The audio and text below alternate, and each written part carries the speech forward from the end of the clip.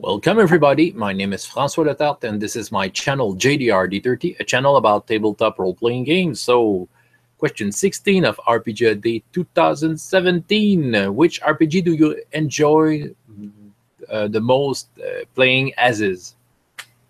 Well, I think that's the way the question is thrown. Yes, so I have some answers, while looking at my shelf to find the right answers in what I have. Well, I could have talked to you about advanced fighting fantasy, but you hear enough of advanced fighting fantasy from my part, so I didn't want to get there once again, but it could be one of the answers. I like the game as it is, though I've made some modifications, but not significant one. The basic structure of the game, I keep it as is. So I want to talk to you about other games that I found that I could take as is. The first one I want to show you, All for One, Régime Diabolique. Yeah, the highly enjoyable campaign I'm sharing with Runeslinger, Null Inquisitor, and Ivan Mike, 1968. Well, it's probably the thing I have the most fun to play these times around. Looking forward for next sessions. Yeah. And why do I take it as is? Well, especially that game, why? Ubiquity makes me think a lot about the D6 system, a game system that I like to modify a lot. Yes, I haven't talked about the D6 system in my last video. I've talked to you about the system I like to modify the most, basic role-playing. But, a close second could be the D6 system. And it makes me think a lot about the D6 system, and when I'm playing that, I have ideas for this or that, that could be different. But at the same time, I try to keep it as is, and I have two reasons. The first one, I don't think Anthony would allow it. Yeah, Runeslinger, who brought us into the adventure. He talks a lot about getting the game as is. So yeah, well. Well, I think it's worth it. It's worth to take it as is, and I take his word for that. So yeah, that's one of the reasons.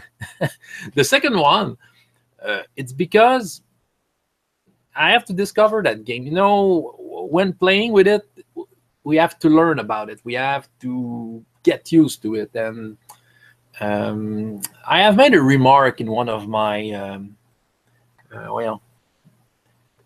one of my recap, for finding the word. One of my recap of the game, talking about the swashbuckling battles.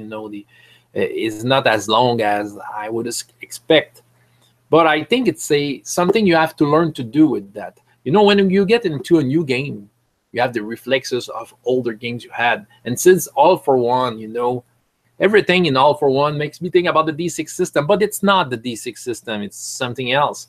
So I have to learn to use it, and I think it's just to find the right balance between the game system and the style points, which are given to the players to improve their roles or some other stuff like that. So if you have the right narration with the system, the style points, I think you can make it very swashbuckly. It's already is. I think it's just a learning curve, and I like to take that as a challenge to take it as is. So it's not only to please Anthony. I do it for myself too. So All for One, Régime Diabolique is one of them. Thanks for Chris Bradshaw, one of my friends that I've played with, Dark Eye, for many years and other stuff. He ran for us, my little group I had with him, Castles and Crusades. And I was looking forward for that one when he ran that, and I think it was up to my expectations. For the couple of sessions I've tried it, it would be a game I would take as is. In case you don't know what is Castles and Crusades, it's a mix of some sort of a retro clone of Dungeons and Dragons, but very derived from D20, third edition. Okay, it's kind of a downgrade of third edition, taking the color of an old version of Dungeons and Dragons. That's the way I see it. And frankly, when I was playing that, I think it's the kind of D&D I would like to play. If I have to come back, I would be tempted to go with that. Well, when third edition came out in 2000, I think, well, around 2000, I was very excited by that. But what I was expecting from D&D third edition was, in fact, what we have here in Castles and Crusades. Castles and Crusades succeeded in getting me the type of Dungeons and Dragons I want. So Castles and Crusades, I would take it as is. I like this game. I like it a lot. This is my favorite version of Dungeons and Dragons. It became my favorite version of Dungeons and Dragons. Yeah. Castles and Crusades. And the last one, True 20. I think it has been presented in an earlier RPG video. True 20, I've made a one-shot last year. I had a my face-to-face group at home playing that for a couple of sessions. And I can say that it's my favorite version of the D20 system, okay? It's generic. You can do everything you want. And you just keep the rules that make D20 cool, okay? It's all in there. All the useless rules are not in there. And they have some other rules that they added to add some more flavor, make it more cinematic. And I realized while playing that I wouldn't change anything in it. I was enjoying playing the game as is.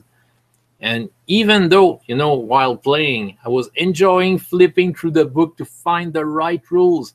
And, since it's an easy game to refer to, it was quite fast to find the rules. So it wasn't stopping the game. The game was flowing. But, I really enjoy flipping through that book, finding the right rules. That's the game that makes me enjoy taking a feat and finding the right feat for my character, because I don't know, it just makes sense.